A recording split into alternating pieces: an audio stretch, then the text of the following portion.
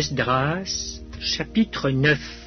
Après que cela fut terminé, les chefs s'approchèrent de moi en disant: Le peuple d'Israël, les sacrificateurs et les Lévites ne se sont point séparés des peuples de ces pays, et ils imitent leurs abominations, celles des Cananéens, des Hétiens, des Phéréziens, des Jébusiens, des Ammonites, des Moabites, des Égyptiens et des Amoréens. Car ils ont pris de leurs filles pour eux et pour leurs fils, et ont mêlé la race sainte avec les peuples de ces pays, et les chefs et les magistrats ont été les premiers à commettre ce péché. Lorsque j'entendis cela, je déchirai mes vêtements et mon manteau, je m'arrachai les cheveux de la tête et les poils de la barbe, et je m'assis désolé. Auprès de moi s'assemblèrent tous ceux que faisaient trembler les paroles du Dieu d'Israël, à cause du péché des fils de la captivité. Et moi je restai assis et désolé jusqu'à l'offrande du soir. Puis, au moment de l'offrande du soir, je me levai du sein de mon humiliation, avec mes vêtements et mon manteau déchirés. Je tombai à genoux, j'étendis les mains vers l'Éternel mon Dieu, et je dis: Mon Dieu, je suis dans la confusion, et j'ai honte, ô mon Dieu, de lever ma face vers toi. Car nos iniquités se sont multipliées par-dessus nos têtes, et nos fautes ont atteint jusqu'aux cieux.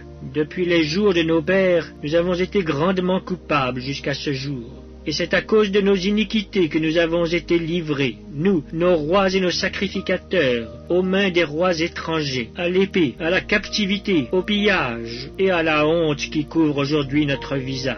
Et cependant l'Éternel notre Dieu vient de nous faire grâce en nous laissant quelques réchappés et en nous accordant un abri dans son saint lieu, afin d'éclaircir nos yeux et de nous donner un peu de vie au milieu de notre servitude. Car nous sommes esclaves, mais Dieu ne nous a pas abandonnés dans notre servitude. Il nous a rendus les objets de la bienveillance des rois de Perse, pour nous conserver la vie, afin que nous puissions bâtir la maison de notre Dieu et en relever les ruines, et pour nous donner une retraite en Juda et à Jérusalem.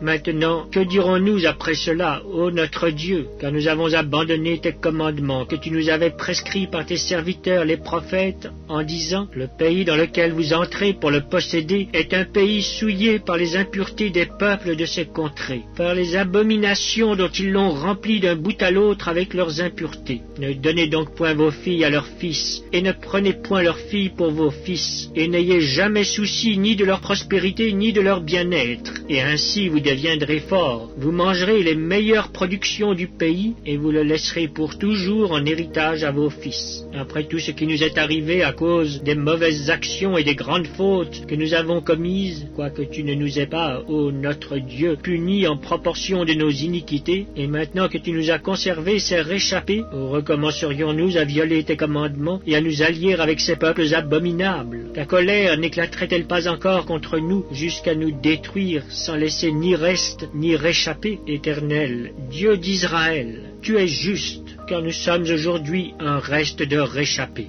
Nous voici devant toi comme des coupables, et nous ne saurions ainsi subsister devant ta face.